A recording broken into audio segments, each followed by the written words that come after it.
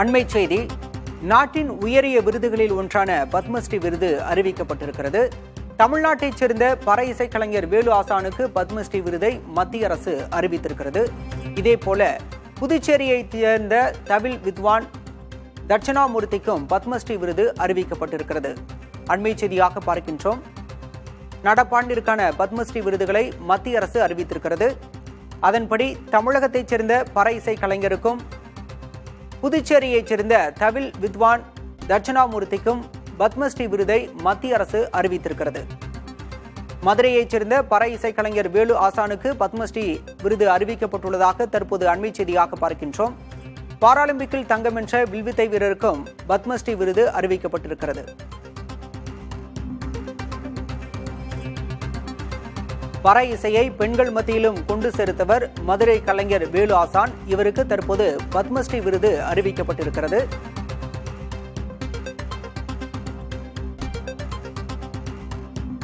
விவரங்களோடு செய்தியாளர் கணபதி இணைந்திருக்கிறார். கணபதி, எவ்வளவு பேருக்கு பத்மஸ்ரீ விருதுகள் அறிவிக்கப்பட்டிருக்கின்றன? தமிழ்நாட்டைச் சேர்ந்த வேறு யாரேனும் இந்த விருது பட்டியலில் இடம்பெற்றிருக்கின்றனரா? குடியரசு தினத்துக்கு ஒரு நாள் முன்னதாக பத்ம விருதுகள் அறிவிக்கப்பட்டிருக்கின்றன. இதிலே பத்மஸ்ரீ விருது தமிழ்நாடு மற்றும் புதுச்சேரிக்கும் கிட்டியிருக்கிறது என்பதே சிறப்பாக இருக்கிறது. தமிழகத்தை சேர்ந்த வேலு ஆசான் பற்றி நீங்கள் குறிப்பிட்டிருந்தீர்கள். வேலு ஆசானுக்கு இந்த விருது கிட்டியிருக்கிறது. பத்மஸ்ரீ விருது கிட்டியிருக்கிறது. அதுவும் கலை இசை என்கிற பிரிவிலே அவருக்கு கிட்டியிருக்கிறது. 58 வயதாகும் வேலு ஆசான் பறை கலையை தொடர்ந்து தமிழ்நாடு முழுவதும் பிரபலமாக்கி வருபவர். அவர் அந்த கலையிலே மிகவும் சிறப்பாக இருப்பவர் என்பதால் பல்வேறு பாராட்டுகளை ஏற்கனவே பெற்றிருக்கிறார். அப்படிப்பட்ட சூழ்நிலையிலே தற்போது அவருக்கு பத்மஸ்ரீ விருது அளிக்கப்பட்டிருக்கிறது என தகவல் வெளிவந்திருக்கிறது. அதே போலவே புதுச்சேரியை சேர்ந்த கலைஞருக்கு விருது அறிவிக்கப்பட்டிருப்பதும் சிறப்பாக இருக்கிறது. புதுச்சேரியை சேர்ந்த தட்சிணாமூர்த்தி தவில் தலைவா என அழைக்கப்படுபவர். இவருக்கும் இசை பிரிவிலே பத்மஸ்ரீ விருது வழங்கப்பட்டிருக்கிறது. 68 வயதானவர்.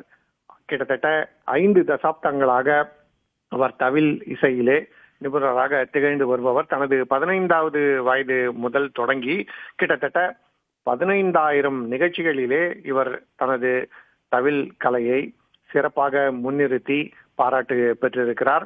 அத்தகைய நிலையிலேதான் மேலும் இப்போதைக்கு யாரெல்லாம் அதிக பிரபலம் இல்லாதவர்களோ அவர்களுடைய பட்டியல் வெளிவந்திருக்கிறது.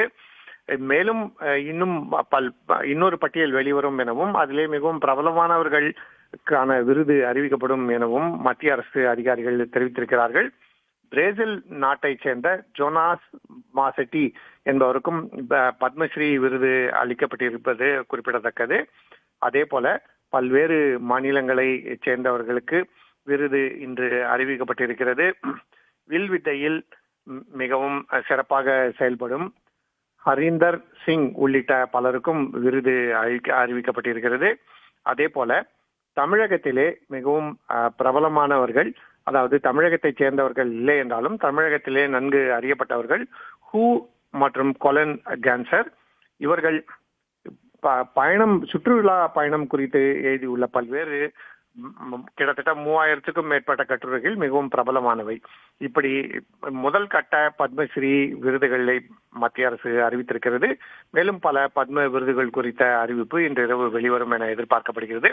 ஒவ்வொரு வருடமும் குடியரசு தினத்துக்கு முன்பாக இந்த விருதுகள் அறிவிக்கப்படுகின்றன.